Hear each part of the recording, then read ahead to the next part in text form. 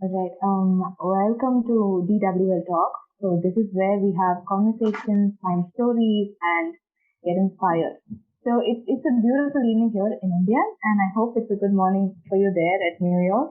And so for today's guest, we have Aekta Khubchandani, who is one of the most notable voices in the spoken poetry arena in and it suffice to say that her voice has touched so many people and is moving so many more. And it is an absolute honor to be interviewing you today for this podcast.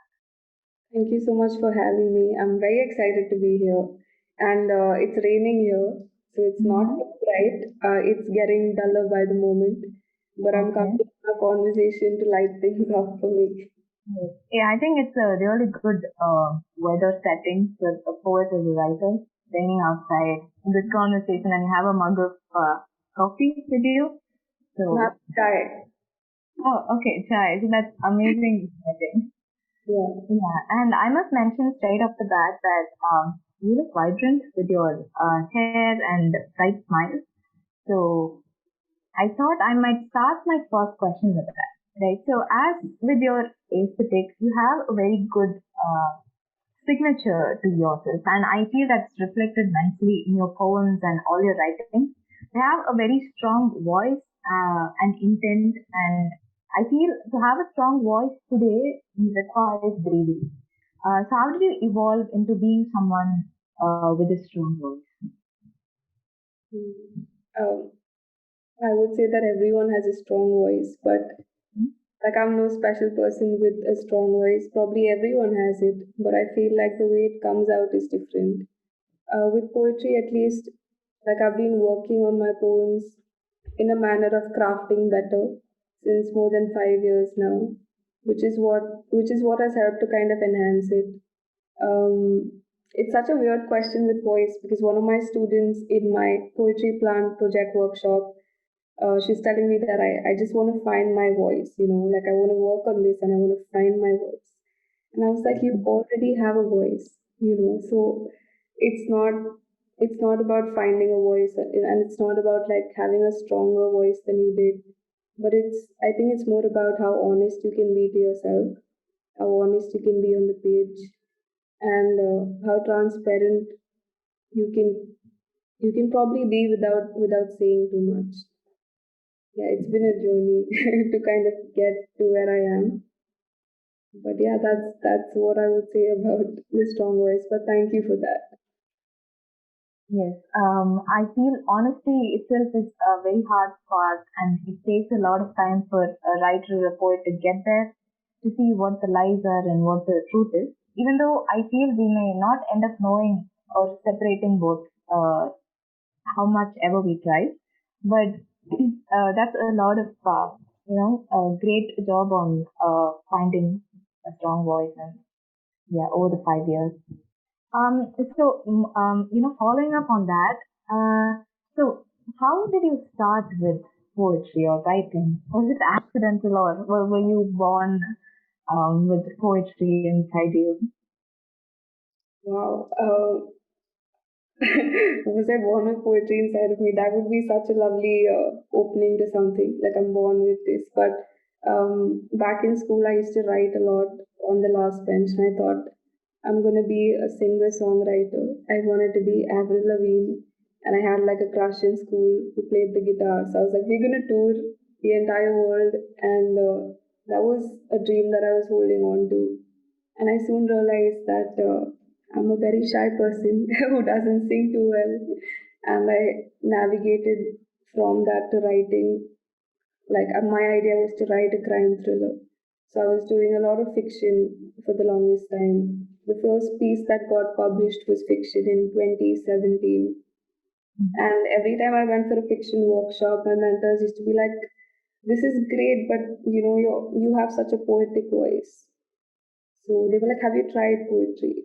And every time I wrote songs, people used to say that it's too poetic.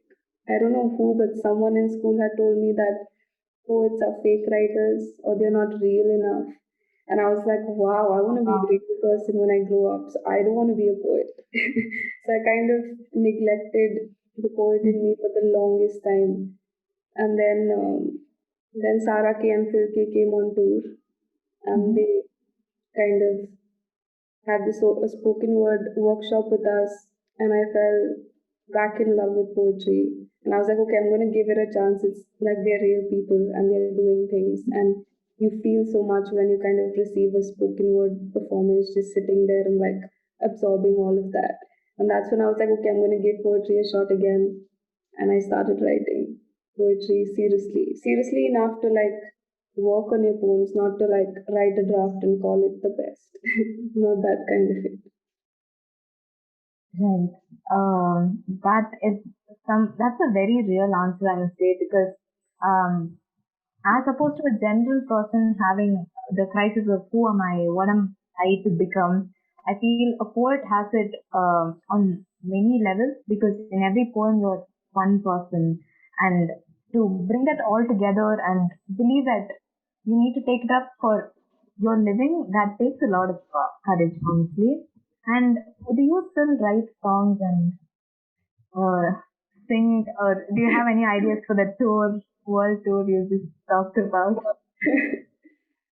I sing, like I send voice recordings to a few of my favorite people back home, and they get to hear me sing. So it's like I play the song of the singer singing it, and I'm singing with the singer.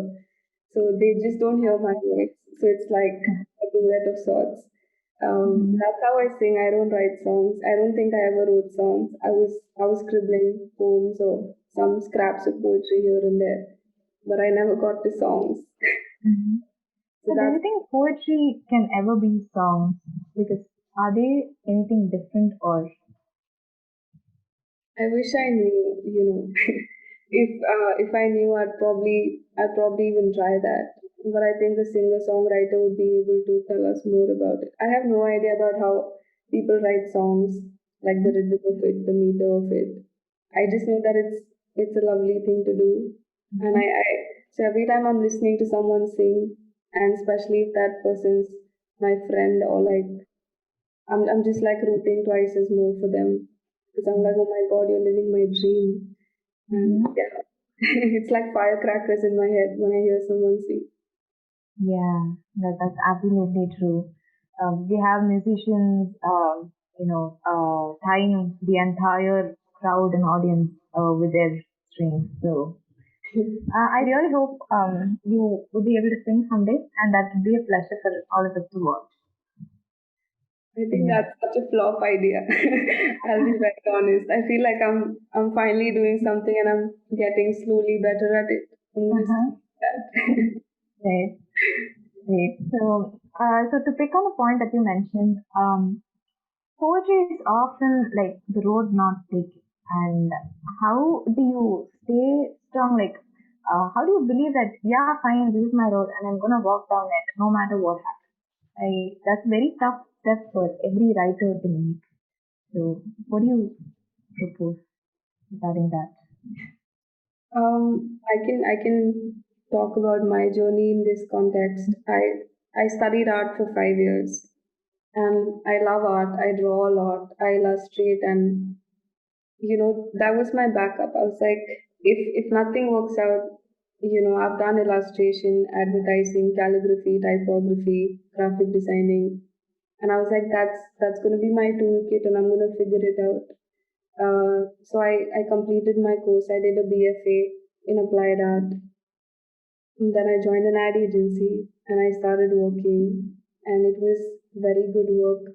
But at the same time, like we had to use colors for everything, like advertising. The Indian market is so full of color, and I felt very handicapped. I was like, I just don't know how to use so many colors. So I always had like that point of getting stuck. I'm like, shit, how am I going to navigate through this world of color? I was very picky about colors. I used three colors, which aren't even really colors. I had like black, white, and red, like which is your tin tone and red, which I used for the entire time. And my professors were like, if you don't use color, you're gonna fail the exam. And we had board exams every alternate year. So I just knew that though I love this, it doesn't come as easily to me as writing. And that was the time when I went to Symbiosis for a creative writing workshop, and then Sarah K and Phil K happened right after. And then I did a fiction writing workshop after I finished my BFA. So all of that happened together, and it just felt like I'm so much more comfortable in my writing. So I was like, I'm going to give that a serious shot. And if that doesn't work out, I still have my art in my toolkit. So it's been, I'm still navigating. Hopefully, the book that I'm working on might be hybrid. I'm trying to have illustrations in my book of poems. Mm-hmm. We'll see how that goes, but it's tough to choose. But it's like if you know that this is the best you're at, you know, then you just stick with that. Not like that's the best worldwide or publicly, but like this is what you do best. So that's what I did. I was like, this is what I do best. I'm going to try to stick to it and get better at it. And yeah, that's how it worked out. I had a lot of workshops, residencies that I went for. I went to Jaipur Literature Festival religiously for 3 years when I was in India before coming here. And yeah, and then I think I just picked on what my mentors told me and went from there. Right. So that's an honest story. So I feel you didn't work on what you wanted to follow, right? You actually went to workshops and festivals and explored a lot about it. Yeah, I feel like if you want to learn, like there are so many resources and there are people who will help you out. So you just have to like find the right people, find the right workshops, the residencies, and things happen. Sometimes I feel like this is my major belief, but sometimes you want things, but and they can be good things, like you want good things, but other people want those good things for you too, and then it just happens sooner. So I feel like a lot of people in my life have wanted all those good things that I've been wanting for myself, and things have worked out.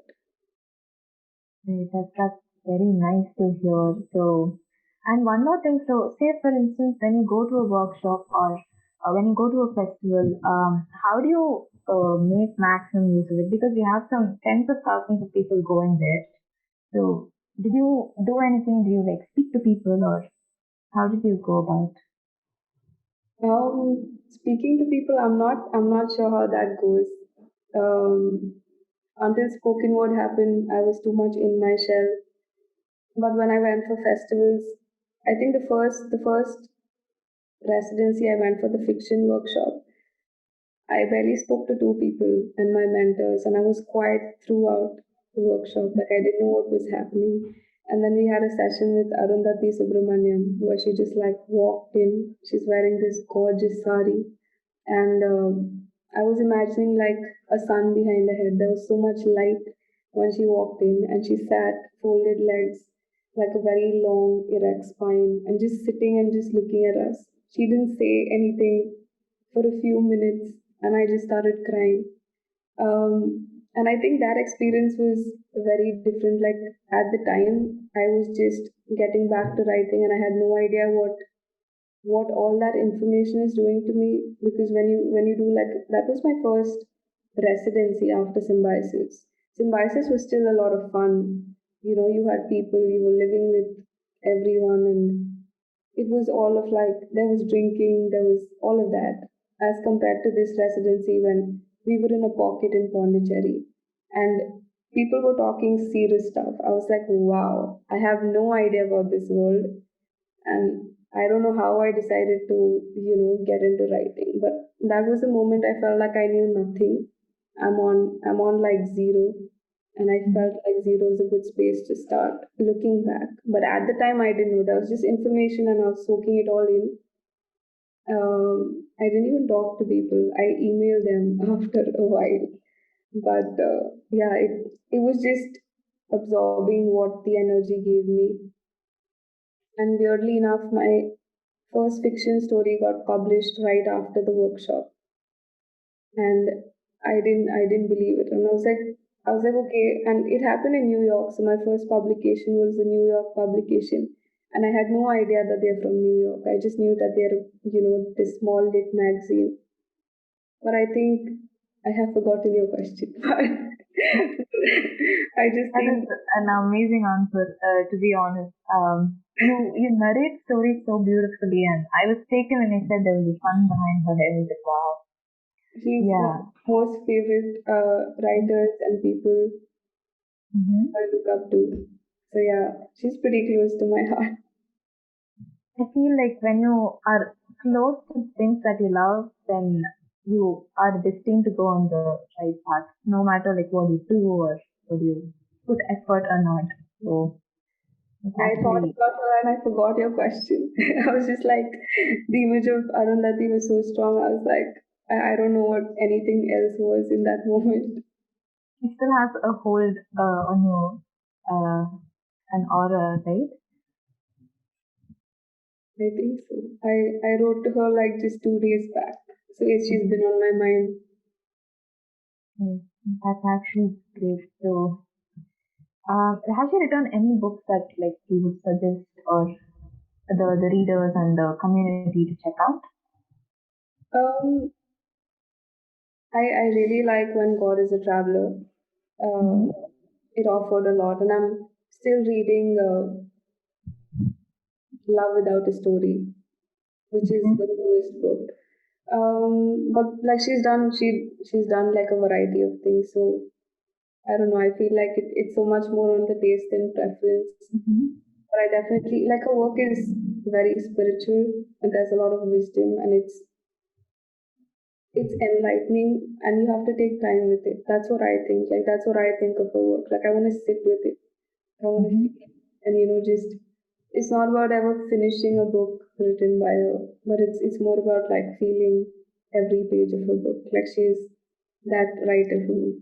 So I don't know, but maybe When God is a Traveler is a book I suggest.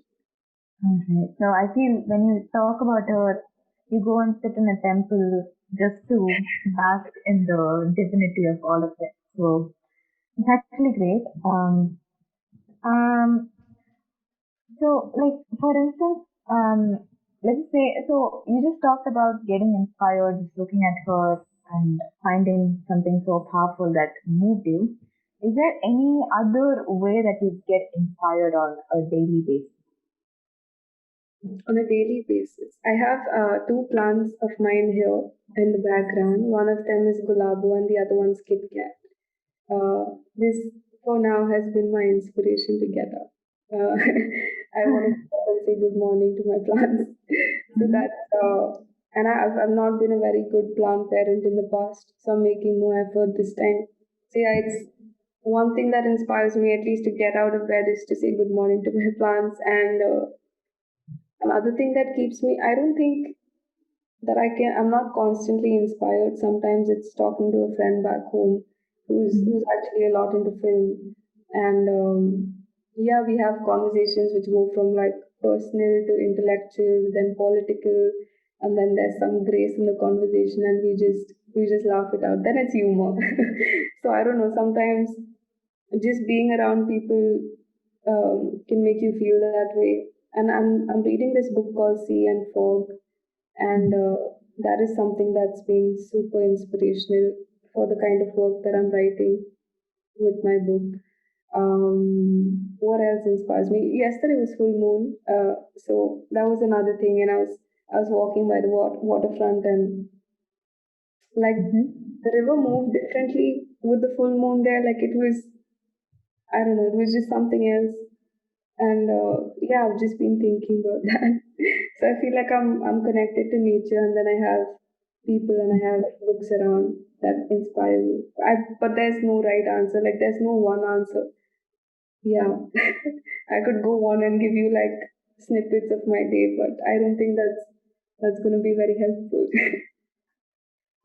So I have two things to say about your answer. One, those are very cute names to keep for a plant. And the second thing, I feel nature has been a very vital part of every poet's evolution or journey, right? From Mary Oliver or Hemingway, everyone has had this uh, connection with nature, I feel. So that's actually a really good point to take note of. And even in my case, if I can't write anything, then I write about the sky. That's a very comfortable space for me to be in. So And one more thing, do you actually propose writing with a schedule, like write for 3 hours a day or write for 5 hours a day? Because I have seen many authors propose that. How do you feel about that? Mm. So I'm a person who likes structure, who likes a sense of discipline. I like a routine. So I have done NaPoWriMo 3 or 4 times now, which is when you're writing one poem a day for 30 days during the Mm. month of April. And a lot of people in the community are also writing and they're also sharing, and you have people commenting on your work. So it feels like everyone's writing together, and it feels like its own kind of force, like a force of writing, which is kind of guiding you. So that helped me for the past 4 years. And I'm not saying that I wrote a lot of good poems, but I feel like there's this analogy that my professor had given me. It's like if you have a pipe and it's very rusty and you're waiting for the water to come out, the first thing that's going to come out is all the dirt. It's all the rust. And he's like, so sometimes that's what your journey is. You keep doing it and you let go of all the dirt, and then you'll have like a lot of good clean water. So writing every day would be something like letting the dirt go out and waiting for the clean water, for the good poems to come out. But at the same time, currently I'm not writing religiously like 1 hour a day or 3 hours a day because I'm reading a lot. And I think right now my journey is like you read a lot and you feel something and you write it. And I'm also trying not to replicate work. Like I want to be inspired, but I don't want to write what someone else has written. And I get very inspired. I get super inspired and I'm like, oh my god, I love this poet and I love what they've written and I want to write just like that. So I need a sense of distance where I kind of absorb it and then I Mhm. write it. So I'm not writing every day, but I'm doing a lot of other things every day, which is like teaching. I'm teaching high school kids right now. And so we are doing fiction, non-fiction, poetry. So that's another kind of thing. And I feel like I learn so much in that class, Mhm. even though I'm not like writing every day. Yeah, so Yes. that's like one way.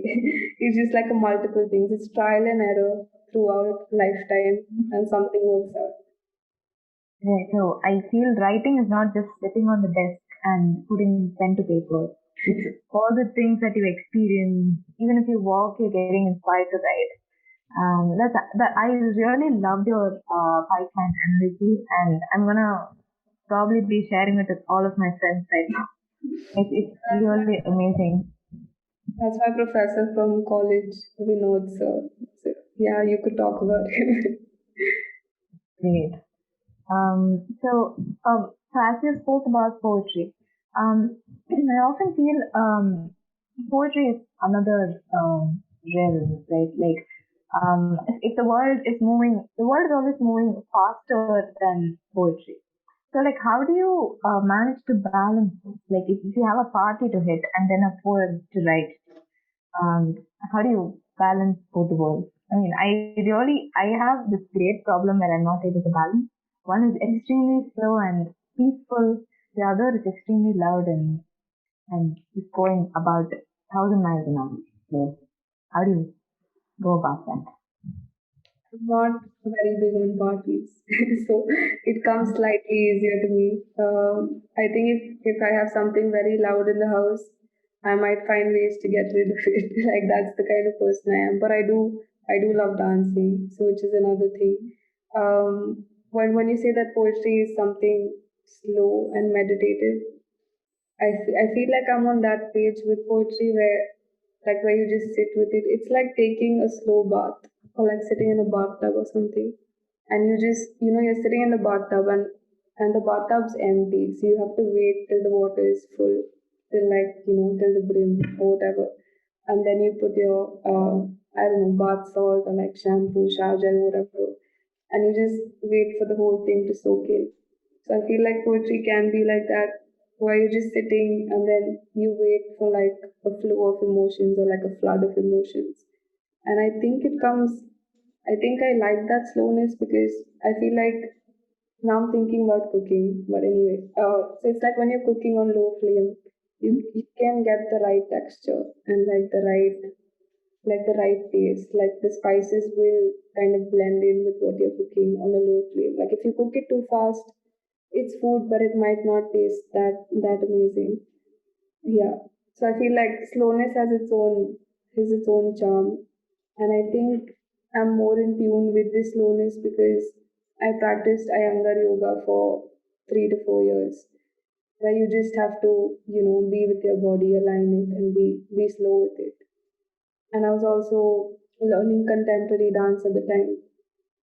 So yeah, I think different kind of art forms always feed the writing life for me, or like different kinds of art feed different kinds of art, if that makes any sense. Yeah, so I feel like it all comes together. There's yeah, my inspiration sometimes for writing is, or like for the way I write is never writing, but like I have learned less about writing from writers than I have from like artists in general, from like yoga practitioners or something else. Yeah. And I love cooking, so that's another thing which is always going to be in the background. So that's really great. So when you talked about art forms, I always feel writing is like the art form that sits back and watches all the other art forms perform. And so with a slightly judgmental look maybe, but I feel that's a very convenient art form for us all to take, writing in that specific. So Makes it that's really. Mhm. elite. Like to sit back and watch is very elitist. I feel if if you can't feel it, Mhm. like there's no point. Like sure, like writers do observe, but if you don't feel it, then it's not gonna translate to anything. So I feel like we do You propose obs- going into the crowd and dancing while just to get a taste of things so that you can write it down later. if it works out for you, it does. This other day, one of my friends was over, and she said, "Let's laugh," and I was like, "What do you mean, let's laugh?" She's like, "Yeah, let's fake laugh," and she's like, "Once we fake laugh for a long time, we'll eventually laugh." And I was like, "Are you serious?" And she started fake laughing and loudly. My apartment has very less furniture, so it echoes. So it was fake laughter echoing. And then I was like, fine, I'm gonna give in. And I also started fake laughing. And then we were actually laughing and with crying with laughter kind of a thing. So yeah, sometimes you do things and you get a result. So maybe like that kind of dancing in a crowd might help. But it all depends on how much you let it help you. Right, that you're beautiful with examples. That really hit the point home. So moving on, once you mentioned in your TED talk that fiction is truth sold as life. Um, so I think this connects to one of the questions earlier. So, how do you know what is the truth? We live in a very ambiguous world, and I feel a writer must be aware of the truth, which in itself is very painful, or at least a huge experience, in order to weave it into fiction for in a way that others can take it in. So, what drove you to say those words? Fiction is truth sold as life. So It was very very deep, to be honest. very honest answer. I've written a few things which are published as fiction, but they're actually not. They're non-fiction, and I just didn't know how to put my name against something which is non-fiction and put it out in the world. So I was speaking about my reality because I was putting a fiction story out when that was actually non-fiction. That was the real life that I had. So I was actually talking about just a part of my truth.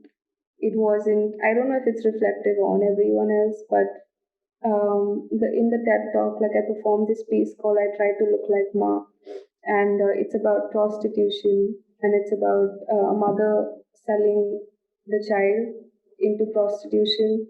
I don't think selling is the right word here, but like giving her child away because of XYZ circumstances. And I was reading a book called River of Flesh, which is edited by Ruchira Gupta. And like the entire book is just stories about about these women and what they've been through.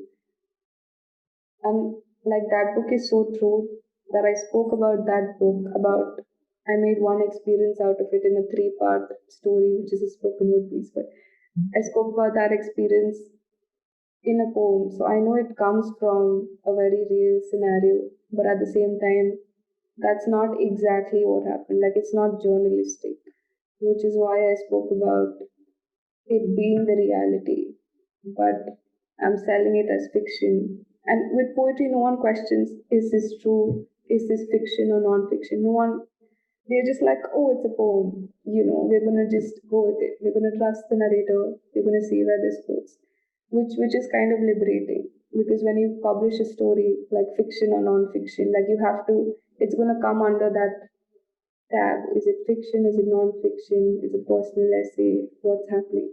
So I feel like poetry is liberating in that manner. But I was just talking about the fiction and the lies part, the fiction and the reality part, which is out of experience.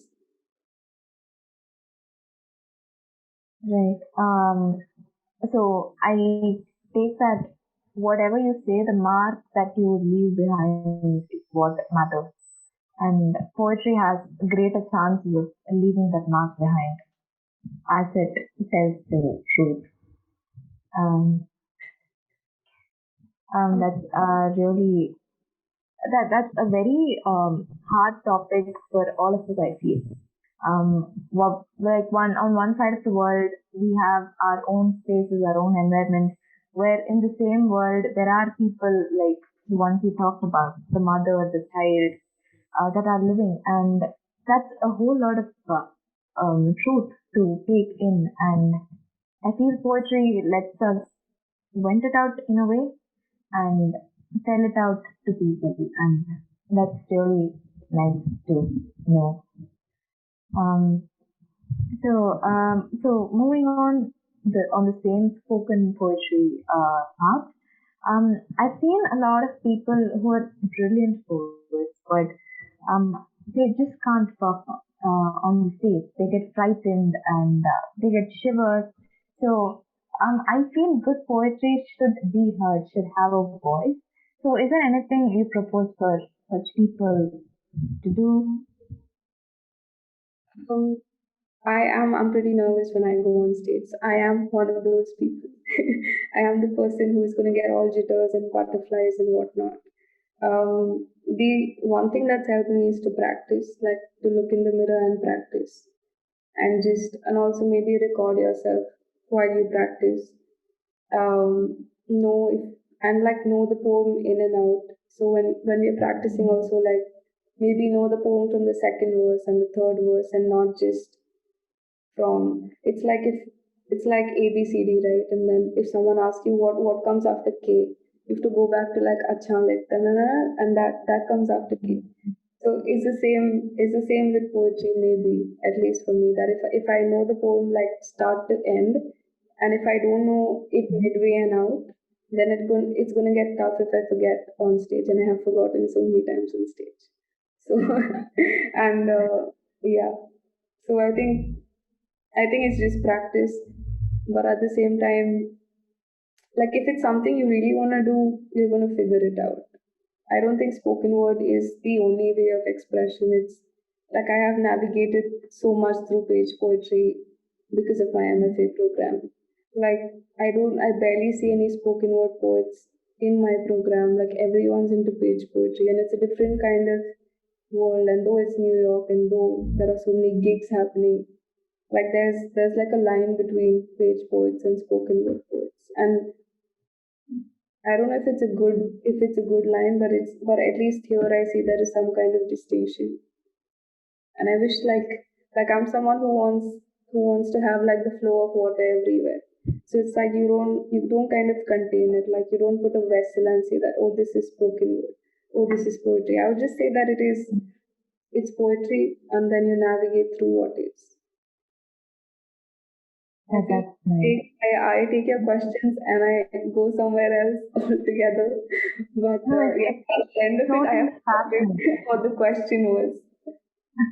It's totally fascinating to hear you speak and just go about, and I end up getting much better, brilliant answers than what I aimed at when I asked the question. So it's amazing. And you have founded the Poetry Plant project. So how did that come about, and what was the intention behind that? Um, so I was on Instagram, and I was doing these lives where I spoke about poetry, maybe the craft of it, maybe the opening line, the ending line. And I used to read poems by poets I liked, and I read my poems on an Instagram live when COVID happened and we were all in lockdown. And someone wrote to me saying that why don't you start teaching? We would love to learn from you.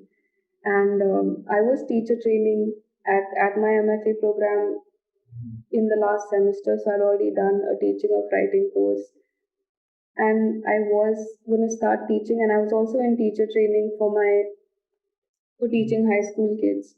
So we were learning like different kinds of pedagogy, but I didn't know that I hadn't, and I've always wanted to teach. I've always wanted to like share the knowledge of what I've learned and then be in a classroom like that.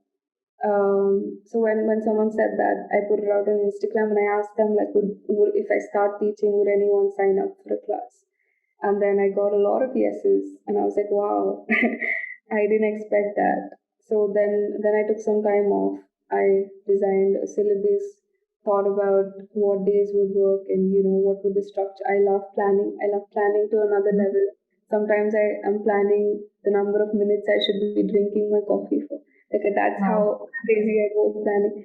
So I did the whole planning, and then I put out a post saying that this is it. If you'd like to register, there's the call for application. And things worked out. People signed up. I had two batches in the summer, and then I did another batch after that as well. And I think I'm also working on a batch right now. I'm just figuring the timeline out. But there will be a call for application soon again with PPP. Oh, that's really great. To take poetry to other people, it's a very good aim to have, and yeah, I really appreciate the effort. And that being said, do you think poetry is a luxury to be had? Because I feel a lot of people, say specifically in India, they are confined by their homes or situations, economic factors, or schooling. So, is there any way to, take poetry to them? Because I feel the ones that need the most don't have access to it, don't even know that it exists. So, But are you talking about poetry as in like learning the craft of it, or just being exposed to good poetry, like reading books or listening to something? being exposed, I think, would be a good start for that. I feel like everyone knows about it. Like poetry comes from our oral tradition. Like when we were just hunter gatherers, we started painting on walls, and you were already kind of exploring art without knowing that that's called art or that's called painting. And we had stories and poems floating throughout, and that was the oral tradition until we had the written word and documenting it. So I think that's the way we live. I think we live in stories and poems, just that maybe we don't acknowledge that all the time. And to sit with a book of poems, or to listen to a lot of spoken word online. Online, I say now because things are not up and running. Even if you go for like an event or something, I feel like that takes a lot of time. Like at least page poetry takes time. It consumes a lot of your energy, and not everyone wants to give in to that. And a lot of people think that like poetry, like you're gonna take time to understand it. It's not like reading a book. Like you read a book, you have a page, you flip another page, and eventually you get to the end of it. Some people think about a poem for like years. Like I think about one poem for like sometimes years. Just think about the feeling of it and the experience of it. And because I write, I also dissect it to try to understand, like, oh, why did the writer start this way and blah blah blah. But I think we already have it. I don't think I don't think that I don't think there's a way to like say that we don't have it, but it just depends on how much people want it. I feel like if people want it, they're gonna make a way to that. We've had Rabindranath Tagore for the longest time. People know about it. It's not rocket science. Yeah. That's a good way to put it. Poetry is in rocket science. And I also love the fact that you said we've been growing up with art in every form. Like when your dad tells you bedtime stories, or when your granny shows you the moon and says, if you don't eat your idlis, then Yeah, you start the granny. like we've all had like Chanda Mama, we've all had like the moon following you when you're traveling. So we've already had like what is that if not poetry? Like Yeah. who are we kidding? So we've always had the sea. We've always had like playing kabaddi with the seashore before like Dear Zindagi showed it to us. So it's all been here, you know. Okay, I'm gonna start with this line. You split open a clementine, peel its skin off as if you're in a meditation. The sky fell and became the ocean. In the middle of beauty, the sun sucked it back and lit the moon with duty to calm the ocean. Life is made of multiplying possibilities. You can't hear the sound of water underwater if all you want to do is drown. When you drown, you see the ocean flow like it's a mirror and you see your reflection. And then it goes on. This is like a very small snippet. It's a long poem which talks about water and it's written like in longer sentences. Yeah, So that's I'm still processing all the lines that you said. You can't hear when you're underwater, when you want to drown, and it's splendid. And we're really honored to have snippets from whatever you're writing. Um, it is just beautiful. It would take some moments for me to process all that you said. Um, yeah. anyways, mhm. It's it's been a really beautiful talk today, and I wouldn't have asked for a better end. And it's simply beautiful. And I really hope you keep writing maybe songs one day. No pressure there, but That's not going to happen. We um, that. Yeah. okay. Great. So we are looking forward for more publications from your side, and good luck with your Poetry Plant project. It's an amazing initiative. I'm pretty sure it will take poetry to the hearts of many. And yes, it's been a beautiful evening for me, for DWL, and I definitely hope for everyone who's listening to this podcast. Thank you so much. Thank you for having me and spending time with me and all the poetry ever. Thank you so much.